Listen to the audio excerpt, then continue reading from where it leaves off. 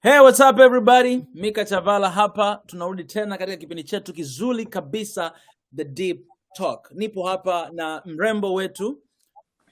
Hey, it's Coach Dati in the building. How are you guys doing?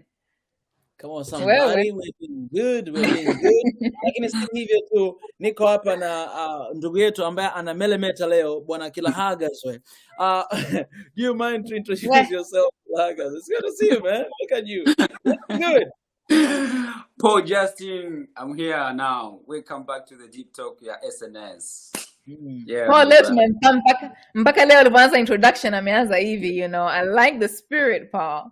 Amnipi saluti kwa hilo. Salute to you, Paul. Tunaanza bwana, mpe Mika, mpe. Salute to you, Paul. Nini siri ya kumeremeta kwako? Kwa sababu leo haung'ai tu ila unameremeta. Nini siri ya kumeremeta? Yaani girlfriend wako amekwambia umependeza ndio umeamua kuvaa hivyo siku zote? Kwanza kabisa si meremeti. Imependeza. Tofauti yake ni nini? Na? Tofauti yake ni nini? Meremeta ni mtoto wa kike. Kumeremeta ni kama hayo mambo. Umeshaanza tena mambo yako. Nishaanza nini tena? Unameremeta bwana. Unameremeta bwana, angalia uso wako ulipomeremeta. Angalia jinsi unavyong'aa. Huko ni kumeremeta kung'aa, ndugu yangu. Okay. Meremeta. That's unaweza ka introduce topic.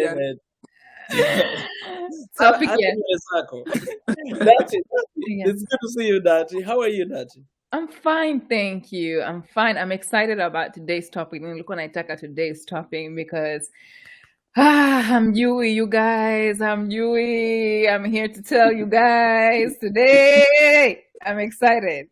Mimi ngoja nikwambie kwamba Dati, leo mimi nina host hii show, kwa hiyo yani nitakupeleka mbali na nyuma, mbali na nyuma, mbele na nyuma, mpaka tuelewane vizuri. Sasa kabla hatujaanza, tujulishe topic ya leo ni nini? Topic ya leo tunaongea kuhusu feminism. Alright? And then in this topic pia tunaweza pengine tukaongea how wanaume wana experience dunia na how wanawake tuna experience dunia. Why is the topic of feminism so important? Cha kwanza ni waulize, are you guys feminist? Labda to break down kwanza hapo feminism kwa lugha ya Kiswahili tunasemaje? Feminism. Kwa Kiswahili. Sasa tumeanza na lugha tena. Mimi nimeona kama hii show every session ikianza tunaanza na lugha kwanza ya Kiswahili. Like yeah. lazima to break down jamani. Kuna watu wanahangaika kwenye comment kule. Kuna mtu aje alisambia sasa nyie mnatumia Kiingereza na Kiswahili. Mimi mbona siwaelewi? Umeona? Kwa lazima to break down kila mtu aelewe jamani tunaenda kuzungumzia kitu gani. Feminism kwa lugha ya Kiswahili tunasemaje? Feminism, yani sijui kwa Kiswahili unaweza ukasemaje, lakini in definition, the definition of it ni kwamba unaamini kwamba the rights and the opportunities ya mwanamke na mwanaume ziwe equal. Yani mwanaume na mwanamke wana haki sawa sawa katika hii dunia. So both rights and opportunities. Right? Wow. Like haki and opportunities. Sijui opportunity na kwa Kiswahili ni nini? Yeah. Kwa hiyo iwe the same kuhusu kwa mwanamke na mwanaume. Ni kama gender balance vile. Yeah. Kwa hiyo tunataka yani feminism wanagombania kwamba wanawake na wanaume wawe na same rights, wawe na haki sawa sawa, right? So niwaulize kwanza nyinyi, are you guys feminist? Paul.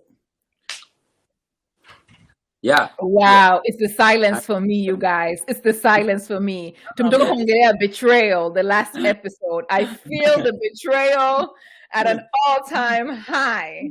Like unajua hilo swali lina mtego mkubwa sana.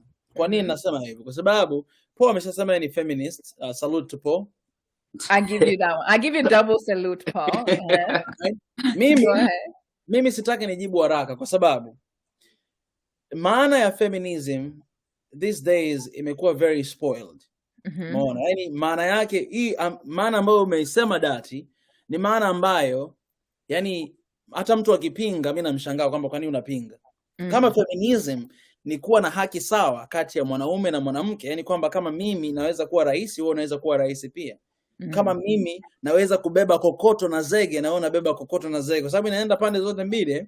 Kama mimi naweza nikafanya kazi kama conductor, na wewe unaweza kufanya, ni haki sawa, si ndivyo? Kwenye vitu vyote hivi, vitu ambavyo tunadhani ni vya mwanaume na nadhani vya mwanamke. Kama wewe unaweza kupika, mimi naweza kupika pia. Mimi sio zote napika. Kwa hiyo na ndivyo nilivyolelewa. Kwa hiyo kwa namna hiyo uliyosema, japokuwa mimi huwa sipendi kukiukweli labels. Yaani labels huwa sizipendi. Sababu labels huwa zinaharibu vitu. Kwa hiyo mimi nasema ni kitu ambacho nakubaliana nacho kabisa, sipingani nacho kabisa kwa definition uliyosema. Lakini sasa tatizo linapokuja, feminism ime be very spoiled these days. Kwamba kuna maana nyingi sasa feminism, kwamba inaenda kwenye extreme side of feminism. Kwamba inafika hadi hatua dunia tulionayo sasa hivi wanaume wanasaulika.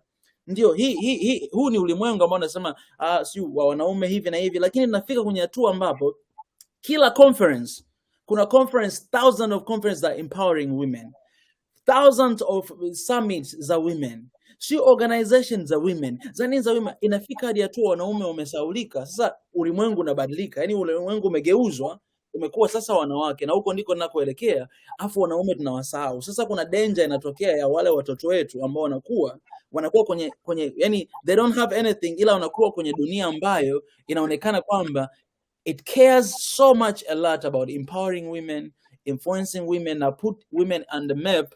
At the same time tunawasahau wanaume pia. Sasa nadhani lazima inabidi kuwe kuna balance katika hii feminism ninayozungumza, kwamba yes, we're talking about balance, we're talking about this, lakini pia kuwe kuna summit za wanaume, kuwe kuna empowering men in a way kwamba wanaume wanakaa pia wanafundishwa kwamba bwana, tunazungumza kuhusu feminism ni basically kwamba you guys you can have equal opportunity, right? Opportunity ya hivi, ya kuvote, ya kufanya hivi, ya kufanya hivi, ya kufanya hivi.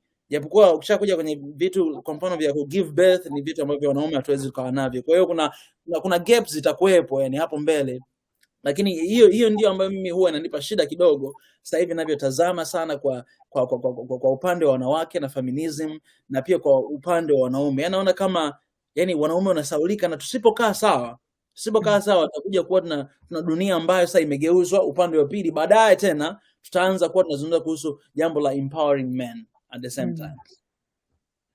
Yeah. I agree and disagree, mostly disagree with this statement. Yeah, and mimi najua kama hii conversation mimi na Mika leo tutaenda face to face, right? Paul. Hata nina kusema, kwa hiyo nitakuwa nadokezea ugumu. Okay.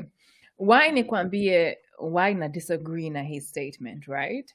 Because kuna hii ushasikia equality feels like oppression to the one that's accustomed to privilege. Right? Wanaume leo today sana wanaona kwamba wanawake wanapata nafasi, right? And inawabana kidogo kwamba like kwa nini na sisi hatupewi? The only problem ni kwamba dunia nzima ni ya kwenu. Everything is made for you guys. That's why mpaka imetengenezwa group inaitwa Feminism kufight rights za wanawake. So unaposema tutengeneze conferences group ya wanaume, it's like the whole world is accustomed to you guys. Sisi tuna fight. What do you mean by that? Kwamba the whole world was made for men. Ni statement nzito sana. Kabisa. Ni statement zito sana, and it's I don't think sidhani kama it has always been like that. Ukiangalia historically, zamani wanawake na wanaume they had the same rights. Wanawake they used to be like really powerful people in history. Lakini a couple of hundreds of years ago imeanza ile oppression ya wanawake, right? Na vitu vingi vimechangia oppression. Kuna society, kuna religion, kuna culture, whatever, what not. Imefika ile hatua kama mwanamke anakuwa kama subhuman, anakuwa kama yani chini ya mwanaume. In most religions, in most cultures, in most societies, ni kama mwanamke yuko subhuman.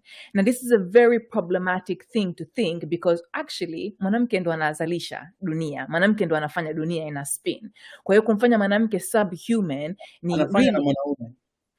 Anafanya na mwanaume, lakini mwanamke ndo anafanya most part. Let's be very honest. Mwanaume ana contribute with a sperm. Mwanamke anabeba the whole pregnancy for 9 months. Ni kitu ambacho tuwezi kupinga. Na mwanamke ndo anazaa. Unajua kitendo la kuzaa, mimi nawaambia mimi siwafichi, mimi ni mwanamke sasa hivi nimefika 30 plus. Rafiki zangu wameshaanza kuzaa, right? It's something ambayo ninahofia, like mwanaume huwezi ukafikiria even hichi kitu nakihofia, kwa sababu hakitakufikia katika maisha yako, hata sio lazima ukifikirie. Mimi mwenyewe nilikuwa sikifikiria, ikifika kama kuzanta itakuwa right, lakini sasa ninapoona inaanza kunikaribia na mimi naanza kufika pale, naanza kusema sijui itakuwaje, sijui, nimeshaanza kuhofia, kwa sababu najua ile process ya kushika mimba na kucarry ile mimba 9 months, unajua lazima ubadilishe routine yako nzima. Mwanaume anaanza kuwa mzazi wakati anapoona yule mtoto, mwanamke anaanza kuwa mzazi siku ambaye anashika mimba. Lazima afikirie anachokula, anakwenda wapi, anafanya nini. Everything changed from the moment anashika mimba. Kwa hiyo it's not the same, right? Mwanamke ndo ana birth the earth. Now absolutely wanaume ana play parts. Sisemi kama wanawake na wanaume tunahitaji, yani we need each other, right? Lakini kila mtu ana play part yake. Why do I say today as it is today, the world ni ya mwanaume? Because most of the things imekuwa set up for you guys. When it comes to work, iko set up for you guys. Ni ngumu kwa wanawake kufika sekta za kazi zingine. We have to break a glass ceiling. In psychology tuna certain terms. Kuna glass ceiling, sijui naita nini, like slide, like a glass slide and a glass ceiling. Glass ceiling ni kwamba mwanamke anaweza kapata kazi sasa hivi in a certain position. Ikifika positions za power, mwanamke anakosa ile fursa ya kuingia kwenye positions za power. Why? Because we already have this vision kama mwanamke, she's emotional, she's not capable of the same job kama mwanaume. Imefika paka ile hatua kwamba wanawake wenyewe tunapingana. Wanawake wenyewe ni kwamba even wanapofanya study kwenye company, unamweka mwanamke CEO. So kama wanaume pia, wanaume tu wanapinga, wanawake wenyewe wanapinga, sitaki mwanamke ambaye yuko CEO. Lakini ukianza sasa kustudy CEO ya mwanamke, CEO mwanaume, nani anakuwa more successful? Unakuta wanawake wanakuwa more successful. Why wanawake wanakuwa more successful unapokuwa CEO? Kwa sababu tunatumia a little bit different strategies. Kuna transitional leadership na kuna transactional leadership. Transitional leadership ni kwamba I want to transform you. Wanawake tuna ile nurturing, right? Tunapenda ile, kama unavyosema emotions, tunajali ile hisia ya mtu. Kwa mtu anapokuwa kazini, anapokuwa na matatizo, tunajali sana ile, okay, how do we problem solve? How do we transition you? How do we move you from one place to another emotionally? Wanaume wanapenda ile transactional. Transactional sana, it looks like in the workplace, bonus. If you do this, you're going to get this. If you do that, you're going to get that. It's very transactional, right? Lakini in our psychology, tukiona mwanamke tunamkataa kama leader. Tunaweza tukaona hii example Tanzania very, very clearly, alivyoingia Mama Samia. Watu walipinga kufa, yani hawezi kuwa rais wetu. Kwa nini Mama Samia? I was shocked. Ni kwamba President Magufuli alimweka pale for a reason. Ni mtu ambaye yuko qualified kwa hiyo kazi yake. Hakufika pale kwa accident. Kwa vice president kwanza hawezi kufika pale kwa accident, right? And then mpaka amekuwa president na watu bado wanapinga capabilities yake. So that's why nimesema the world today ilivyoekwa imewekwa kwa ajili ya mwanaume. Ni kitu ambacho tunagombania wanawake, ni kwamba lazima tu change psychology yetu wanawake na wanaume, kuweka wanawake in the forefront. That's why I don't believe per se kwamba lazima tuweke hiyo space ya wanaume na wanawake. Nikupe example nyingine, ni kama it's like Black Lives Matter. Ni kama tunaposema Black Lives Matter and then wanasema all lives matter. But we already know all lives matter. We already know that your life matter. Tunajua tayari kama white lives matter. The reason to create Black Lives Matter is because Black lives per se doesn't matter. That's why tumeweka attention pale. Ni kwamba mimi nimepata hii reference, ni kama nyumba ina fire and then tukasema, but this house has fire, let's not throw water on this house. All houses need water. No, all houses don't need water right now. There's one particular house ambayo inataka maji because that's the one that's on fire. So we put the attention there. That's why in feminism, it's important to put the attention there. And when it comes to oppression, wanaume lazima wajiulize, why is it that when wanawake wakaanza kupata nafasi, that there's a threat kwa mwanaume ku feel like napotea, yule akipata nafasi mimi napotea? Why is that so? Nataka nikuulize swali kabla hujaenda kwenye hilo swali lako. Umesema according to the studies, wanawake wengi ambao ni CEO actually wanakuwa mafanikio kuliko wanaume sio. Nataka unipe evidence ya hiyo study, kwa sababu hii ni study. We need the evidence of that study, kwamba hiyo study nasemaje na kwa kiwango gani, ili kwamba tufahamu. Yani sipingani na hicho anachokisema, lakini tunataka kwa faida ya wale ambao wanatutazama, wanaume na wanawake pia wajue kama hii ni study iko hivi, ilifanywa na mtu fulani. Labda kama unaweza ukatupa baadaye, tunaweza hata tukaweka kwenye description ili watu waweze kuisoma hiyo. Yeah, there's a lot of studies actually. Mimi nimesomea personal management specialization psychology. Kwa hiyo in essence what that means is nusu ya masomo yangu, it's like how to be a boss, how to be a leader, how to recruit people, HR, all these things. Na nusu ya my studies ilikuwa psychology. Kwa hiyo tunaposomea like watu wanapo like recruit people, kuna vitu vingi ambavyo vinatokea kwenye working place. Unajua katika kufight feminism, wa kwanza kupinga feminism ni wanawake. Like it was so hard for feminists to start the group. When feminism started, the biggest group ambayo ilikuwa napingana na feminism ni wanawake wengine. Right? So it's like that internalized hate. Unaweza kukuta hii pia kwenye black people. Unakuta wale black people wengine wanasema racism ni zamani, haiko tena. Ni kwamba wanataka ile kuforget and like ni too painful. They internalize that hate that now like wanajichukia wao wenyewe. They think if they do that, watakuwa accepted in today's world. So unakuta kwenye working place, kwenye wanawake kuna vitu vingi vinatokea. Kuna glass ceiling. Glass ceiling ni for example, wanawake wanaweza kafika kene, sasa hivi wanaajiriwa, tumepata haki ya kufanya kazi. Zamani ilikuwa hatuwezi kufanya kazi. Wanaume walikuwa wanapinga kama wanawake walikuwa wanataka hela basi wafanye kazi. Okay, tumeanza kufanya kazi. Then came the problem kwamba in every sector wanawake wame take over, salary imeshuka. Unapoangalia Europe for example, tukaangalia Europe tu kwa sababu hizi studies zimefanywa Europe, zimefanywa Marekani. For example, zamani, not only pay imeshuka, but status imeshuka. Zamani, for example, walimu wengi walikuwa ni wanaume. Sasa hivi in Europe, walimu wengi ni wanawake.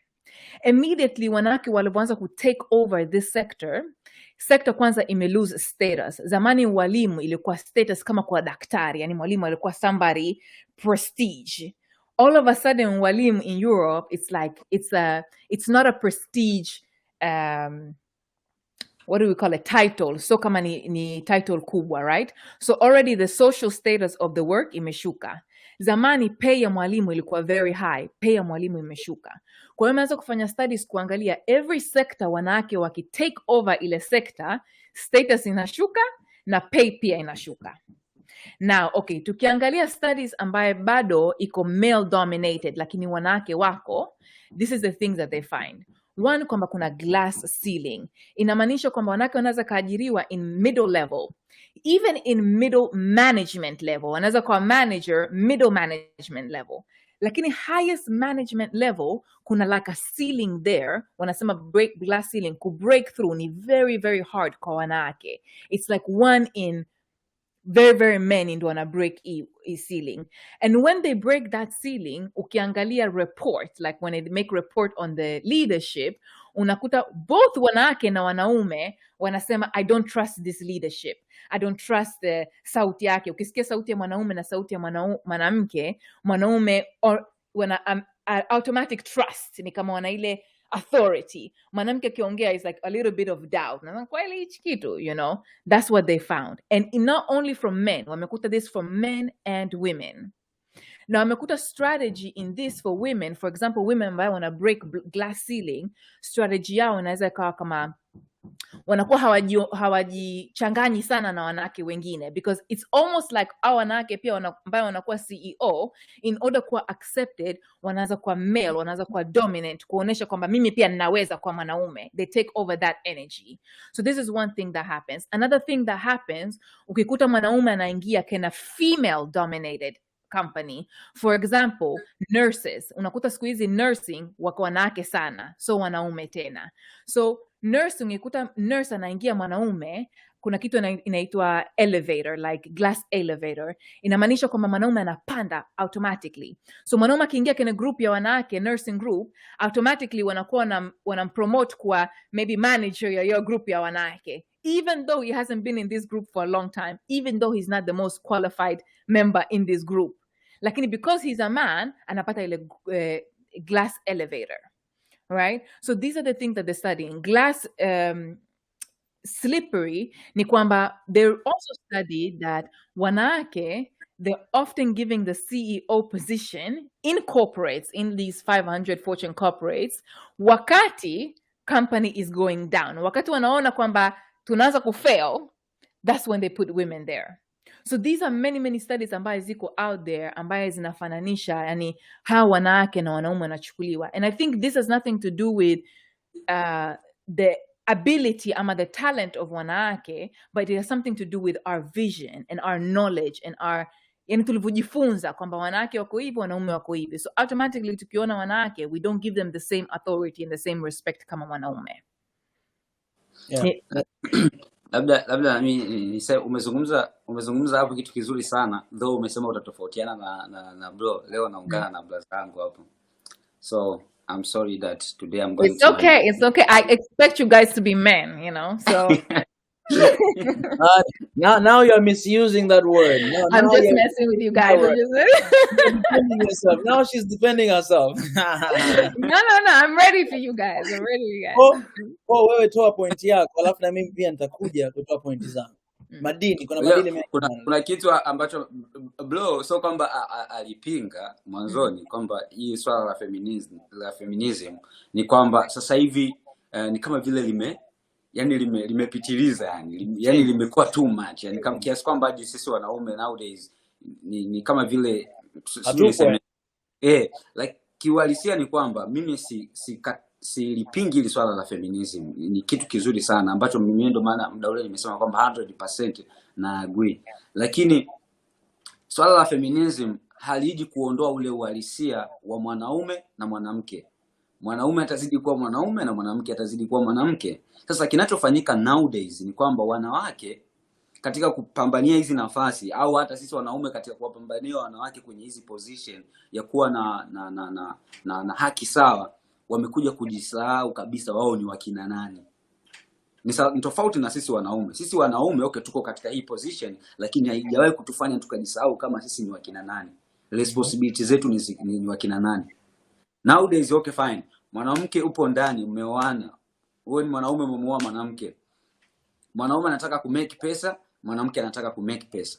Lakini mwanaume ana make pesa, hajawahi kusahau familia. Lakini mwanamke yeye kigezo cha yeye kutengeneza pesa, anasahau yale majukumu yote ya yeye kuwa mwanamke katika familia. Sio, unanielewa dati? I disagree with you hapo completely. I disagree with you completely because I think this is a very generalized statement kwamba there's this thing, right? Kuna in society kuna kwamba mwanaume ana court mwanamke, right? Kuna mwanaume yani pengine anamnunulia mwanamke zawadi ama akienda date analipa, right? But I think kusema kwamba mwanamke anasahau responsibility, what responsibilities are you talking about particularly? Because I don't agree kama hela ya mwanamke haiendi kwa familia. Ukiangalia kwa studies hela mwanamke inaenda kwa familia.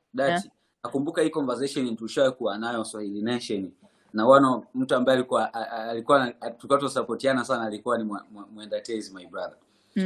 Kitu ambacho tulikuwa tunazungumzia ni kwamba nowadays ukiangalia hata kwenye mahusiano, sisi wanaume inaonekana ndo tunapaswa tutoe pesa. Which is our responsibility. Sio, unanielewa? Provider. Na wanawake walikuwepo, wanawake wengi sana pale kwenye ile discussion waka-agree kwamba kitu ambayo kinaweza kikafanya mahusiano ya work, tutazungumza mambo mengine, lakini money it's matter a lot. Especially money ambayo inatoka kwa mwanaume, sio kwa mwanamke, kwa mwanaume. Na it's very easy mwanamke kumwacha mwanaume kwa sababu hana pesa. It's very easy nowadays. Yeah. That's how it is. Yeah. No matter wewe una pesa au hauna, lakini it's easy for you kumwacha mwanaume kwamba hana pesa. Lakini sisi wanaume tunaishi na wanawake ambao hawajui kupika kabisa. Totally hawajui kupika. Sisi wanaume tunaishi na wanawake ambao nowadays hawajui kulea watoto. Wanataka mpaka wafanyakazi beti 3 mpaka mfanyakazi aje. Nowadays tunaishi na wanawake ambao hawajui hata kufua nguo na tunawavumilia. Hawajui kufua nguo. That's your responsibility. It doesn't mean kwamba mimi mwanaume sipaswi kufua, no, lakini kwa mfano kwa sisi wa Afrika, yani hiyo ni tamaduni ambayo inajulikana. Kuna vitu ambavyo kama mfano kama nyumbani ni responsibilities zinajulikana kabisa, hizi ni za mwanamke, lakini nowadays wanawake hawafanyi. Because this is a social construct. Hapa tunapoongelea kwanza, tunaongelea vitu vingi, tunaongelea different societies. Unaposema kwamba mwanamke iko rahisi kumwacha mwanaume kwa sababu hana pesa, depends on what society you're talking about. Sijawahi kumwona mtu mwanamke hapa Europe for example, ama katika rafiki zangu ama katika watu hapa ambao tunaweza tukamwacha mwanaume kwa sababu hana pesa, because hapa in Europe how it's built in Africa, kwa sababu Africa bado the feminism, actually the movement of feminism is not that much. Unakuta bado wanawake still they stay at home a lot. Wanawake wengi bado wako nyumbani wanalea familia, so you have a different construction, right? Versus hapa ni kwamba kila mtu lazima kafanya kazi. By the way, economy haiendi kama watu wawili hawafanyi kazi. It's not enough to have one income in the household. Kwa hiyo unapokuwa na one income in the household, ukisoma hata hii pia ni study ambayo tulisoma kwamba even in Europe leo kwamba wote wawili lazima tufanye kazi. By the end of the day, wote tukirudi walikuwa wana test the stress levels ya mwanamke na mwanaume throughout the day psychology. Wanakuta the stress levels ya mwanamke after 6 o'clock, akishaenda kazini akirudi nyumbani ina rise. Mwanaume ikiisha 6 o'clock inashuka, because mwanaume akirudi nyumbani anapumzika. Mwanamke akirudi nyumbani anaanza kushughulikia watoto, kufua, kunini, kuprepare siku ya pili yake. Even in Europe still where everybody is working, kila mtu anafanya kazi, bado mwanamke anashika responsibility nyingi ya nyumbani kuliko ni mwanaume, na hiyo sio haki, because wote lazima tuende tukafanya kazi, wote tunachoshisha mwili. Kwa hiyo at the end of the day unapokuta mimi naporudi nyumbani and I'm still doing all the responsibility natakiwa kufanya wakati sifanyi kazi na sasa hivi nafanya kazi, what happens is ni kwamba mwili unachoka. We have burnout. So even in Europe, in Sweden, we have an epidemic of burnout. Watu wanaenda burnout so easy because unakuta mtu anafanya kazi and then nyumbani pia anafanya kazi. Na tunapoongea Afrika kwamba okay, Afrika maybe there is still that construction kama mwanamke yuko nyumbani.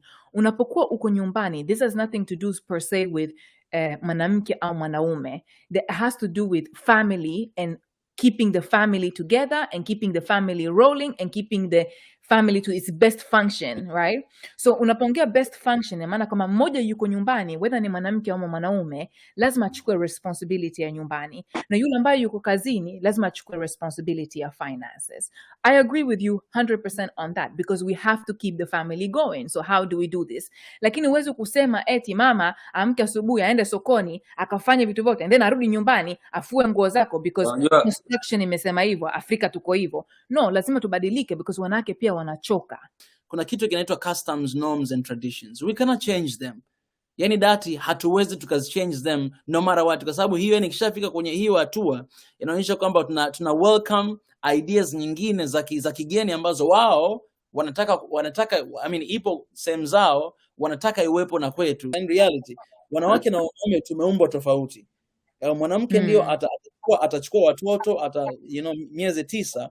Mwanaume siwezi kufanya hivyo kwa sababu sina tumbo la uzazi. Kwa hiyo ni kitu ambacho kama that umetumia hiyo at the beginning. I mean I think it's wrong. Kwa sababu ukichukua hiyo kadi, yani ni kama vile mimi sina cha kusema kwa sababu I was created to be a man. Yani siwezi nikambeba mtu sasa hivi nikambeba tumboni mwangu. Ni responsibility ya mwanamke.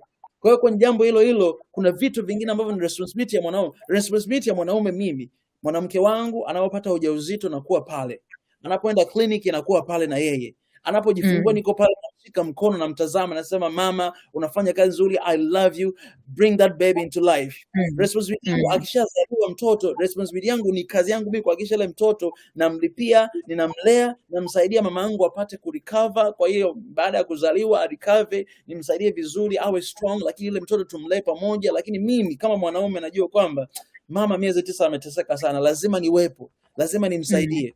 Na kama nipo busy na kazi, basi lazima niwaite kama wafanyakazi, kama na uwezo waje pale wamsaidie mama, hakikisha kwamba mama anapata chakula kizuri. Nafanya hiyo, ni responsibility yangu mimi kama mwanaume. Sasa kwenye kadi ya watoto na kulea na kuzaa, hiyo kadi mimi nadhani yani tusilete kabisa, kwa sababu hivi ni vitu ambavyo sisi hatukujitakia, yani vimetokea tu. Ila sasa ikija kwenye kama mambo ya kazi, si mambo ya nafasi, si mambo ya hivi na hivi. Ni lazima kwenye hilo jambo, ni lazima wote tukubali na tuseme kwamba kama whether wewe ni mwanamke, na ndio message ambayo tunawapa watu, whether ni mwanamke au mwanaume, kama una uwezo, you have CV, umequalified, hiyo nafasi ni yako. Kwanza nataka kurudi hiyo sekta ambayo umesema, kwa mimi nimesema wanawake wanazaa ni kama nimeonea. So the reason why I mentioned that ni kwamba tulikuwa tunaongea like wanawake kama subhuman, wamewekwa almost like wako chini ya wanaume, and that's the point that I was bringing, ni kwamba tunapinga hicho kitu because it cannot be true. Wanawake, they birth the earth. Lazima tuweke kitu that's very very clear.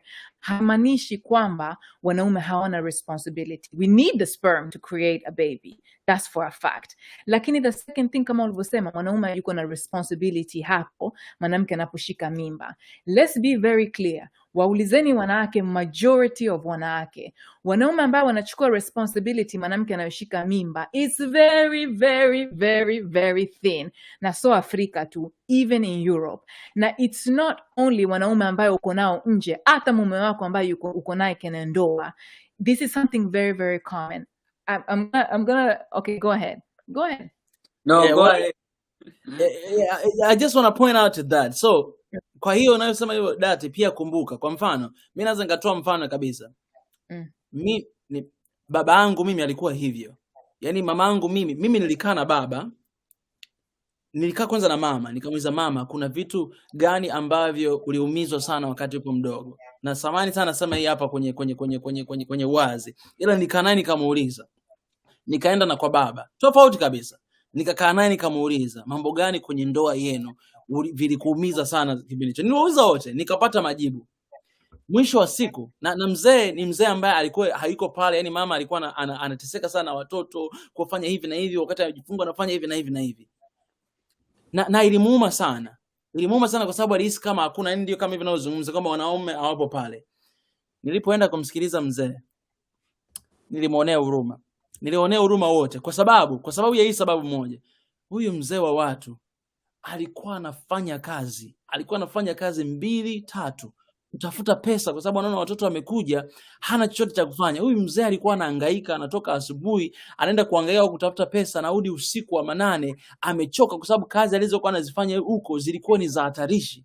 Hata anatumia nguvu zote, amechoka sana, kirudi hawezi kufanya chochote, analala. Hata mimi nimekuwa kwenye mazingira ya watoto, yani sijacheza na baba na mzee, kwa sababu siku zote mzee alikuwa yupo nje kutafuta pesa. Anaanza na watoto 3 hawa, ndio mama anawachukua kwa sababu mama yupo nyumbani anawalea watoto, lakini mimi na mamangu, mimi ni mfanyakazi, ni mwalimu, kwa hiyo amekuwa anafanya kazi wakati wote. Lakini sasa yeye concern yake, nilipomsikiliza yeye, ile kitu ambayo alikuwa anafanya, alikuwa afanye vile kwa sababu alikuwa ajali watoto, au alikuwa afanye vile kwa sababu ampendi mke wake, anataka no, ila alikuwa anafanya vile kwa sababu out of that responsibility, kwamba I need to provide for this family. Alikuwa anapoteza muda mwingi sana, na wanaume wengi Afrika ndio wanafanya hivyo, kwa sababu kwenye kacha zetu. Not necessarily true. No. Hapo napinga to the death. Okay. Let me go back. Hapo na mimi kwa sababu kwenye kacha zetu unapinga pia hapo. Like hapo na mimi napinga. No, vipo. Naomba kwanza nisikie kwa fupi, Paul, kwa nini wewe unapinga hapo alafu niendelee? Kwa sababu wewe ni mwanaume pia, kwa nini umepinga hapo? Ni kwa sababu, kwa nini nimepinga hicho alichosema kwamba wanaume wengi Afrika, ni kwamba sio kwamba wanawatelekeza kwa makusudi, hapana, ila ni kwa sababu wana majukumu mengi sana ya kufanya, labda kutafuta kazi huko. Hicho kitu mimi nakipinga sana, kulingana na experience mwenyewe nilionayo na nilichokiona. Kwa sababu mimi nimekulia kijijini, nimezaliwa kijijini, nimekulia mjini. Kwa hiyo nimeona kabisa kote the way wanaume jinsi walivyo, jinsi wanavyowatelekeza watoto. Kumbuka sisema wote. Umesema asilimia kubwa wanaume wako hivyo. Yes. Yeah. It's not true. Wewe unaongelea exception. It's not asilimia. Wewe unaongelea exception. Kuna wanaume kadhaa Kuna wanaume kadhaa hapingi. Kuna wanaume kadhaa ambayo wako kwenye situation kwa financially lazima kwa sababu mwanamke yuko nyumbani, there's only one income, kwa hiyo lazima akaenda afanye kazi. Hiyo ipo. Na kuna wanaume ambao wanachukua responsibility yao na wana fight. Na naamini hata mwanamke kwenye hiyo situation ambayo anaona kwamba mwanaume wake ana fight kwa sababu mwanamke sio mjinga, right? Anaona kwamba there's a bigger picture. Lakini tunachoongelea ni kwamba majority ya men, this is not the case. So kwamba lazima ende uka fight kwa sababu ya your income. That's why you're lacking in presence. That's why you're lacking in support. That's why you're lacking in your responsibility. Like I said in one episode, wanawake wengi ama group zangu wengi tunapoongelea wote wamekosa baba, sote tumekulia bila baba. How is this possible? Kwamba majority tumekulia without fathers. Wao walikuwa wapi? Walikuwa pia wanatafuta kazi. You know, like there's a limit where men have to take accountability. Wanaume they lack responsibility.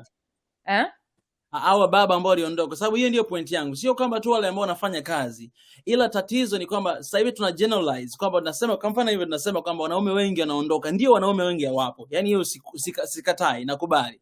Lakini tunajua sababu kwa nini wanaume wengi wanaondoka? Kwa nini wanaume wengi wanaondoka wanakimbia? Sababu ni ipi ya kukimbia? Ni kwa sababu tu hawataki care of the family, then they run away, they don't care about them. Okay, Mika unadhani sababu ni nini? Sababu ni nini? Ndio nauliza sababu. Mimi sababu kubwa naweza kusema main of the reason, sababu kubwa sana, wanaume walio wengi sana wamekimbia majukumu. Thank you. Yaani ile responsibility yao, kuna wakati okay fine, anaona nyumbani hakuna kitu nini hivi na hivi, zile responsibility zake ambazo anapaswa azifanye anaona zimemlemea to the point anakimbia. Asilimia kubwa hususan huko Afrika walio wengi kishafikia hiyo hatua. Tena ndio hivyo, kwa mfano kama kijijini huko, mimi nakumbuka kijijini huko nilikokuwa nilikozaliwa huko, ulikuwa wanaume walio wengi sana walikuwa wanasafiri kwamba wameenda kutafuta maisha, wanaenda mikoani, mjini, Mwanza. Wallahi nakwambia wakiondoka hawarudi kabisa. Kwa nini hawarudi? Na sababu kubwa sana ni hizi mbili ambazo mimi nazozifahamu. Cha kwanza ni hicho kukimbia majukumu. Kitu cha pili ni kutokujielewa. Hawajitambui kabisa. Wapo wengi sana ambao hawajitambui. Nakumbuka shule kukutana na by the way ni ndugu yangu kabisa. Aliwahi kumwacha mke wake. Alimwacha mke wake akamtelekeza na watoto wake. Miaka mingi sana. Baadaye tena akaenda akaoa mke mwingine. Alipooa mke mwingine, mke wake alikuwa na mimba. Huyo mke wake alipokuwa na ujauzito akashikwa na uchungu, akampigia majirani, wakaja wakampigia simu mume wake, sasa aje muone mke wake, wampeleke hospitalini. Mwanaume yupo anakunywa pombe. The moment anawaambia anakuja, hakufika kama masaa kadhaa, mpaka yule mwanamke akakata roho akiwa anakimbizwa wapi, na majirani wanamkimbiza wapi, wanamkimbiza hospitalini, akakata roho. Na yule mtoto pia ambaye alikuwa tumboni na yeye akafariki kwa uzembe wa mwanaume ambaye yupo kilabuni anakunywa pombe. Baadaye kuna mtoto ambao alikuwa naye mdogo. Yule mtoto ikabidi afanyaje? Yaani wanandugu wakabidi wamchukue wampeleke yule mtoto kwa bibi yake. Familia ipo inamwambia huyu, yani wakamwambia baba, ambaye baba mwenye mtoto, akamchukua yule mtoto aje aishi naye, amtunze, sasa amsomeshe. Baba anakataa.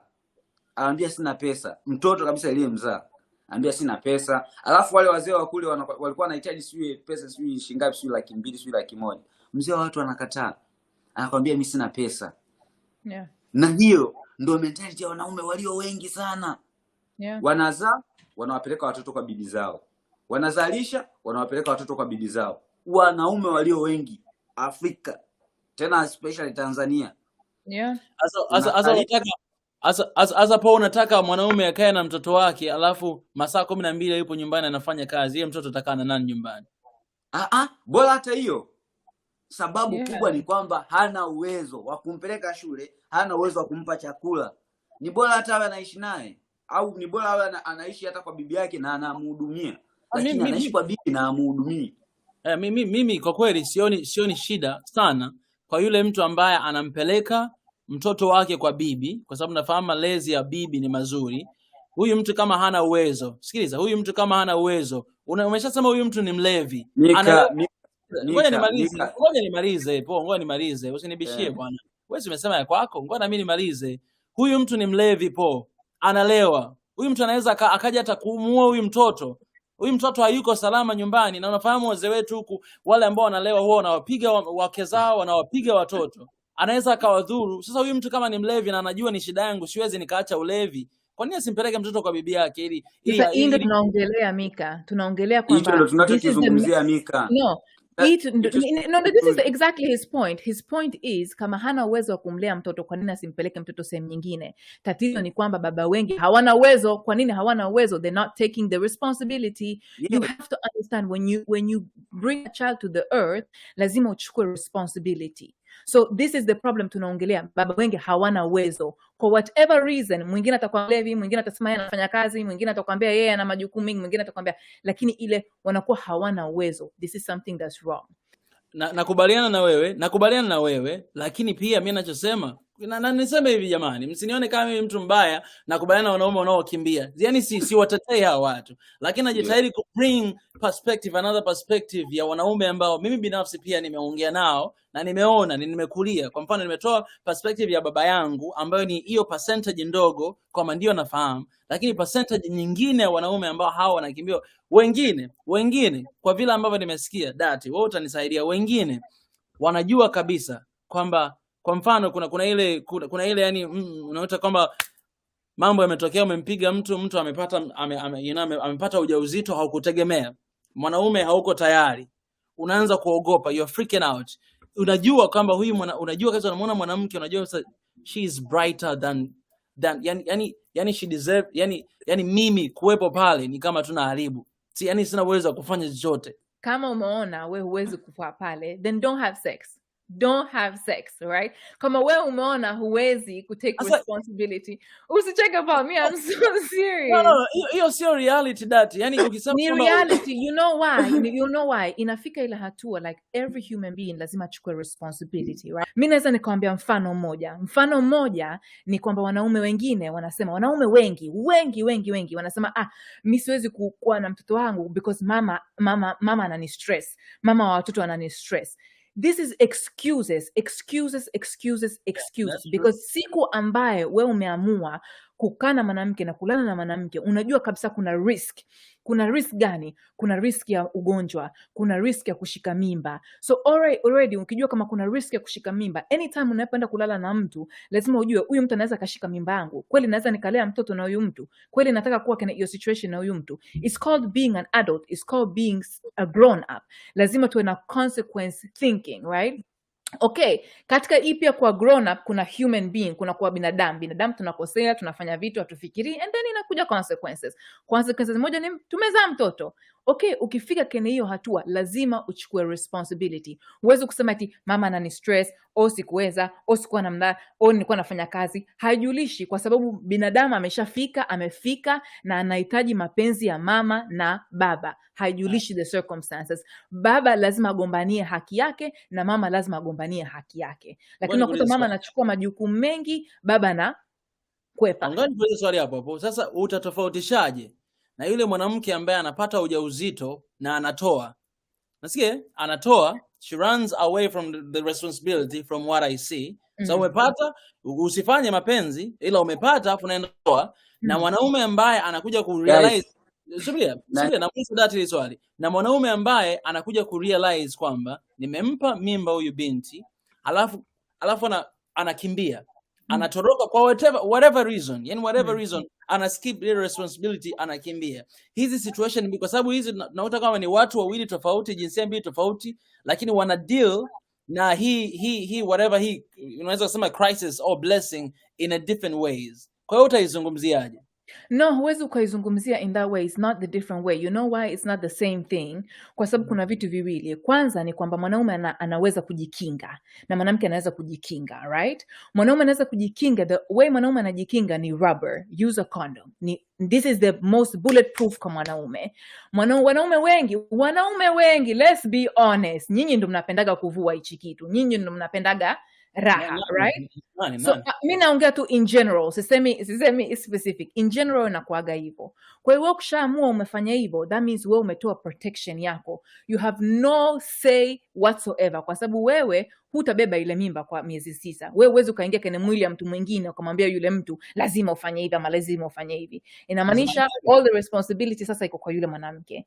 Now mwanamke pia yuko na responsibility kama hataki kushika mimba. That means mwanamke yeye anatumia contraception. Kama ameshindwa kutumia rubber, anatumia pills in some sort of form, right? So ni haki yake ya kutumia ile pills. Kama yeye ameshindwa kutumia pills kabla ya pregnancy, yeye anaweza kutumia pills baada ya pregnancy, because pills imetengenezwa kwa wanawake. This is another thing ambayo tunagombania feminists, kwamba it's not equal. Kwa nini pills imetengenezwa ya mwanamke wakati pills inatakiwa tengenezwe ya mwanaume? Mwanamke anaweza kashika mimba mara moja kwa mwaka, mwanaume anaweza kumpa mtu mimba kila siku. Kwa nini pills hazijatengenezwa ya mwanaume, zimetengenezwa ya wanawake? Na ukiangalia madhara ya pills ni kubwa nyingi sana, na wanawake tunachukua every single day ila tusike mimba. You understand? Kwa hiyo huwezi kumwambia mwanamke umepinga majukumu because umetoa mimba ya bada. I have that right because pills zimetengenezwa kwetu sisi. Lakini let's pray and hope pills zitengenezwe kwenu nyinyi, ila nyinyi mpate kuchukua zile pills, because sisi tumeshaanza kufufuka macho, hatutaki tena kuchukua hizi pills. Sikubaliani na wewe ulivyosema kwamba mwanamke yeye ndiye anayebeba mtoto, kwa hiyo yeye ndio anasay afanye nini na hiyo mimba. Mimi sikubaliana hiyo kabisa. Najua hiyo ni western idea. Sikubaliana nayo kabisa katika context yetu. Kwa nini?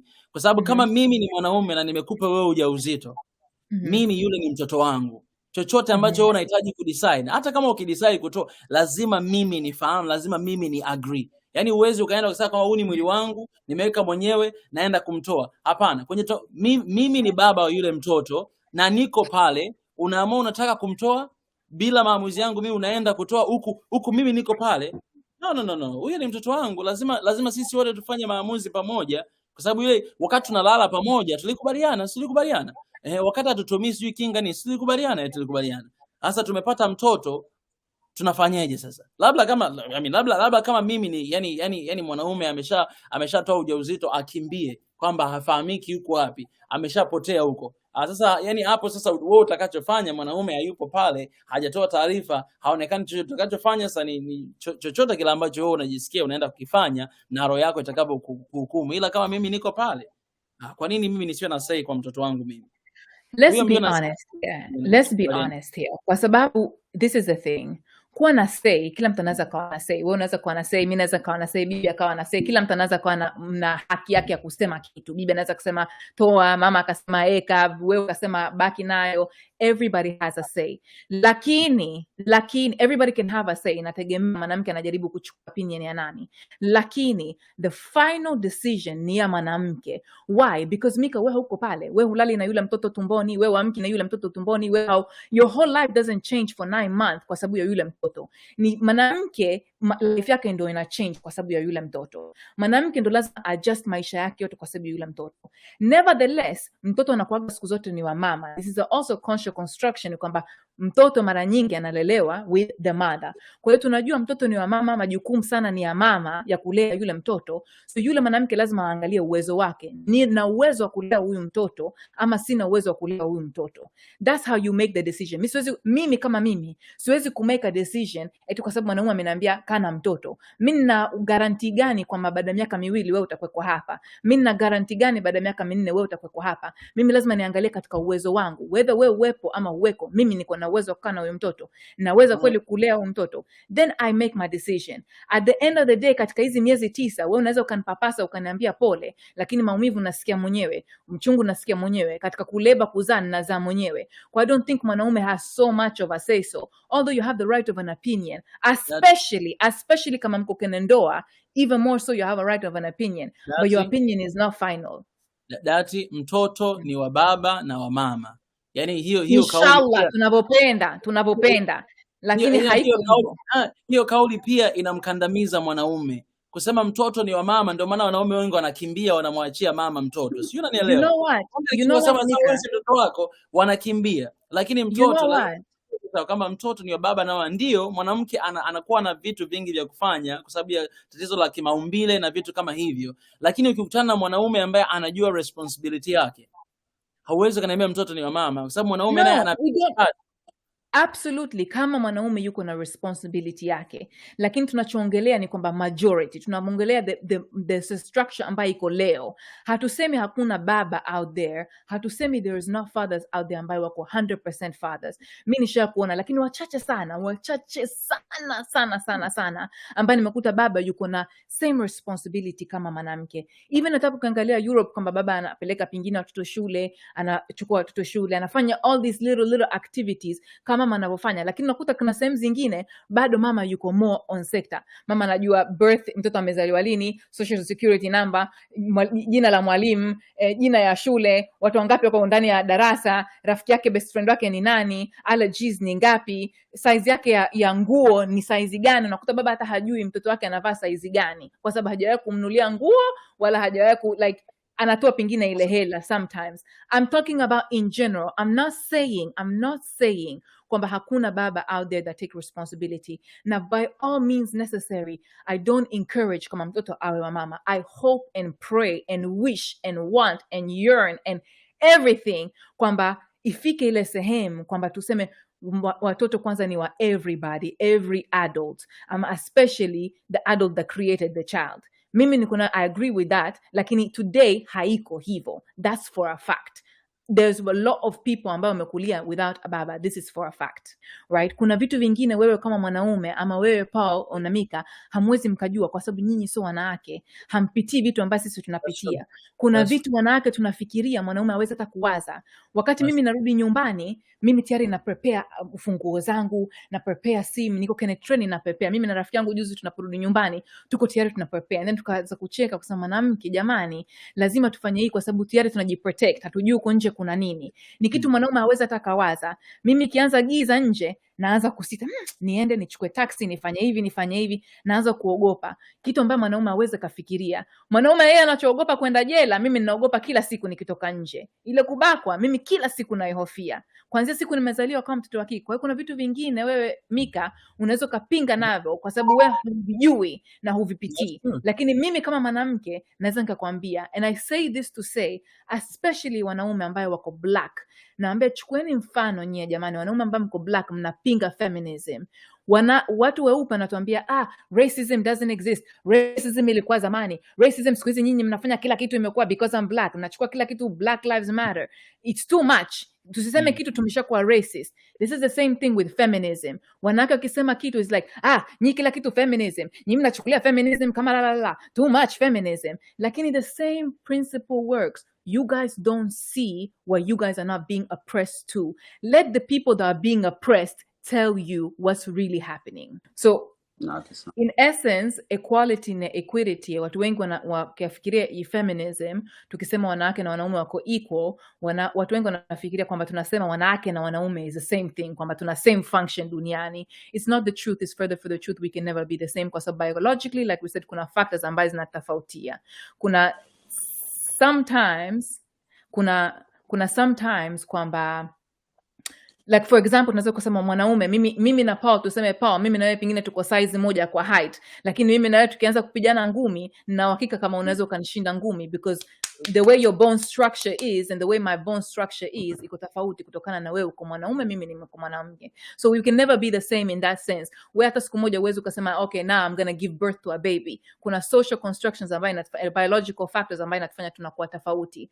But what we're saying is the social construction, kwamba although there's a biological factor that says we are different, the social factor is that we're equal as human beings. Kama binadamu tuko sawa na tunataka haki sawa. That's equity, right? Kwamba maybe you need this to be here, I need this to be here, but let's provide everybody with that something, ila tuko kwenye the same level. That's what we're talking about. Paul, the word is yours. Umetsubiri sana. Tell us, what do you have in mind? I want to hear. Tukirudi kwenye uhalisia, kwenye reality, ni kwamba feminism ipo kwa sababu gani? Feminism imekuja yani ipo kwa sababu ya ya kufanya vitu yani kuboost group moja kwamba liende watu tuwe sawa, ambao group hilo ni group la female. Sisi wanaume tunakubali, tuna matatizo yetu, hatukatai. Sasa ambayo imekuja kwa ajili yao wao wenyewe hawako tayari. Kivipi mimi ambaye haikuja kwa sababu yangu nianze kusherekea kwa mtu ambaye hata yeye mwenyewe alikubali? Hapo umeongea kitu. Yeah. Kitu ambacho hakiwezekani. Kinawezekana, but it's very true. It's very true what you're saying. Sure. This I agree with you. Kama nilivyokuambia mara wa kwanza wanaopinga feminism ni wanawake wengine. Mimi mwenyewe nishaka Afrika kuongea na wanawake kama 10. Katika hao 10 yule aliyokubali feminism ni mmoja tu. Akaniambia, unajua nini Dati? You cannot help people ambao hawako tayari kutoa social construct. Hawako tayari wenyewe, wanaona kama wakifanya hivi watakosa wanaume, watakosa mapenzi, watakosa vitu vingine. Kwa bado kuna ile oppression waache. I agree with you. Wanawake kwanza lazima wakubali. Unapomwona mwanamke, wewe mwanaume, wewe jiulize mwenyewe kwanza moyoni mwako. Ukishamwona mwanamke, nini kinakuja akilini mwako? Unamwona yeye unafikiria tu kulala naye? Unamwona yeye unafikiria tu kama huyu ni kuzaa watoto au ni kuosha vyombo? Hicho ndicho ambacho nakiona kwa mwanamke. Ukishaona hiyo ndio ufahamu wako, maana kwamba una tatizo. Na tatizo ni kubwa. Tatizo ni kubwa sana, na kama hilo tatizo unalo, tafuta msaada mapema. Kama wewe una imani, muombe Mungu akusaidie, kwa sababu hivyo sivyo hata Mungu anavyotaka wewe muangalie yule mtu, sivyo? Kitu kinaitwa instinct, wanawake wanacho, wanaume hatuna. Kuna uwezo huo, kuna namna fulani hivi ya kufahamu vitu, ya kudadafua mambo. Kuna uwezo, yani Mungu ameshauweka ndani ya mwanamke kama vile alivyompa tumbo. Kuna uwezo huo upo tayari, ya naturally upo, ambao wanaume hatuna. Ndio maana nasema kwenye kila successful man kuna successful woman. Wenyewe huwa wanasema behind, ila mimi wanasema in front, kwa sababu yeye ndiye ambaye anafanya kila kitu. Yeye ndiye anayefanya kila kitu kiwepo. Na wewe mwanaume ukitaka kufanikiwa kwenye biashara yako, kwenye ndoa yako, kwenye familia yako, msikilize mke wako, msikilize huyo mwanamke. Ukimsikiliza tu utafanikiwa. The reason why I'm still here ni kwa sababu bado sijapata huyo binti. Mimi najua kabisa nikipata binti maisha yatabadilika. Hiyo najua kabisa, Dati, nakwambia kabisa najua. Kuna vitu sasa hivi ni vigumu, siwezi kuvifanya. Kuna hela uweza hata kuzitunza, kuna vitu hata ufanyi kwa sababu tu kuna ile, yani kuna ile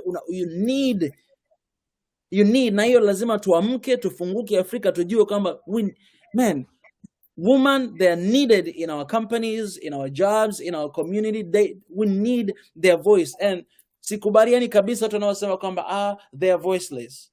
No, women, they are silenced. Nyumba bila mama ni nyumba tu.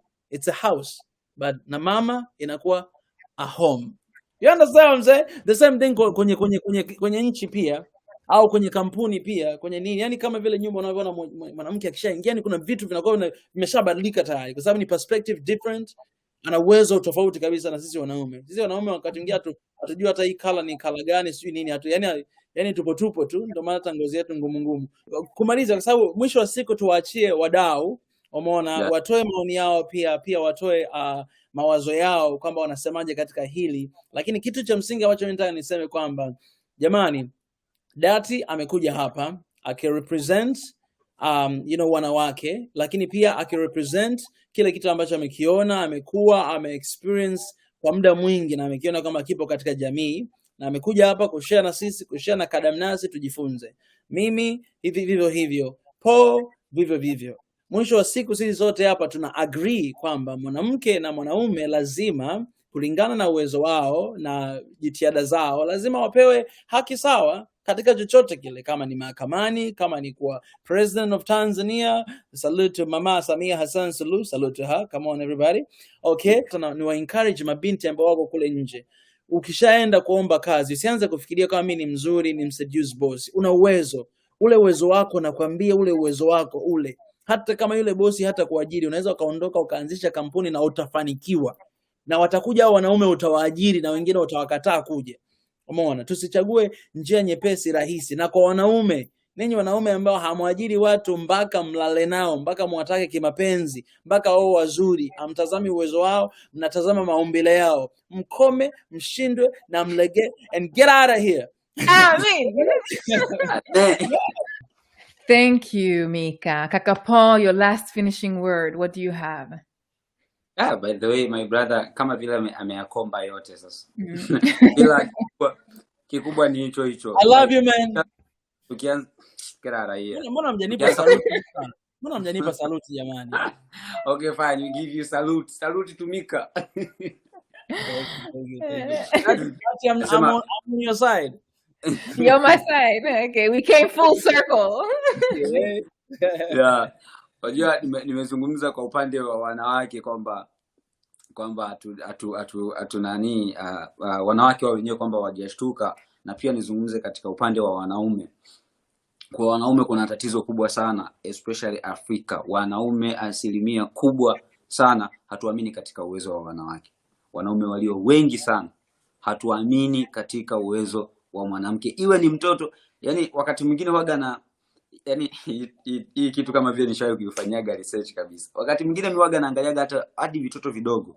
Wakuta ni vitoto vidogo vina miaka 7, 8, lakini kanajua kabisa kwamba huyu ni wa kike.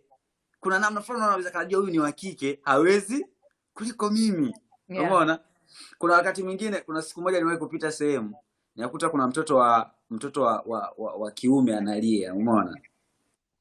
Yule wa kiume kampiga mtoto wa kike. Mama yake akamwambia hivi, mrudishie. Umeona? Mrudishie. Yule wa kike akakataa kumrudishia. Yule wa kiume sasa ni mdogo, akaanza kumwambia sasa mama yake, hawezi. Tena anacheka. Hawezi, ajaribu. Hawezi. Ila mama akamtesti kwa makusudi. Wewe mrudishie. Akamrudishia, akamzaba. Akampiga mtoto wa kike. Kwa hata watoto wadogo wao wenyewe wanakuwa wanajua hapa hawawezi. Lakini tukija kwenye uhalisia kabisa, uhalisia tukianza kuzungumzia uwezo wa wanawake, wanaume hatuingii hata theruthi. Uwezo wa wanawake, wanaume hatuingii hata theruthi. Ni sisi tu wenyewe kufika hatua ya kukubali uwezo wao na kuwapa nafasi na kuanimute kama my brother alivyosema, na wao sasa wapate ule wigo sasa wa kujiachia. Na wakati tunawapa wanaume wanatoa wigo, na wanawake sasa na nyie sasa muonyeshe sasa kwamba sisi wenyewe ni wakina John Cena, wakina Undertaker bana. Umeona? Mambo faili, mambo yakae vizuri. That's all. Thank you so much, Paul, for your final words. Mimi for final words, naweza nikasema pengine kitu ambaye mimi na Mika tuliongelea hapa Kenya Paul. So cha kwanza nataka kusema ni kwamba to differentiate, unajua feminism na extremism, right? Kuna kama ile tulivyokuwa tunasema, tunapoongea extremism tunaongea kitu kingine, tunaongea feminism tunaongea kitu kingine. Ni kama Uislamu, tunasema Uislamu, then watu watafikiria Waislamu wanapenda kurepua dunia blah blah blah. That's not Uislamu. Hiyo ni extremism. It doesn't represent how we represent Uislamu. The same thing with feminism. We don't represent wale watu ambao wanasema wanaume wote wafe duniani, hatuhitaji wanaume. This is not feminism and this is not the social construction of feminism. Kwa hiyo ni cha kwanza, lazima tujielimishe. Katika hii elimu pia lazima tuangalie elimu feminism. Tunapoongea tusiongee tu kwenye navyojihisi, right? Like nilikuwa naambia before kwamba the only way tutafika forward ni kwamba lazima tuongee, kama lazima tuongee between men and women. Kuna vitu vingine wanawake wanapitia nyinyi hamjui. Nilikuwa namwambia kaka Mika, there's things wanawake wanapitia nyinyi hamwezi mkaota, because haiko katika register yetu, na hatuwezi tuka expect mote kwa sababu it's not for you guys kuelewa, lakini mnaweza mka have a conversation, mkaelewa a little bit more, mkaeka vitu in perspective. Nilikuwa naambia kaka Mika, leo for example mimi kama mwanamke ilikuwa ni siku yangu ya kwanza kama mwanamke to have my, I would say a period, like I'm a woman, I have my period. Today was my first day. On the first day ni kuambia like the pain that you have, ni kwamba kuamka leo ilikuwa shida, because tumbo inauma, mgongo unauma, inauma, kila kitu inauma. Before today nilikuwa na siku 3 ambayo my hormones was playing a trick on me. You almost go into a depression.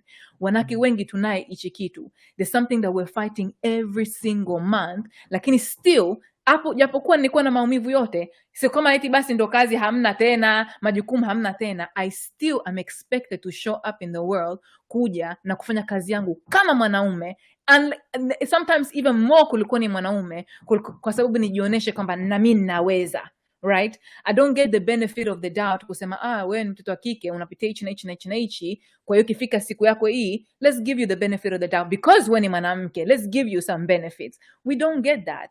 So there's certain things that wanawake we go through. For example, nawaambia tunaporudi nyumbani, kuna vitu sisi tunafikiria nyinyi hamwezi mkafikiria. Ikifika giza, kuna sisi tunafikiria vitu vingine nyinyi hamwezi kufikiria. There's little things tunapokuwa harassment in language.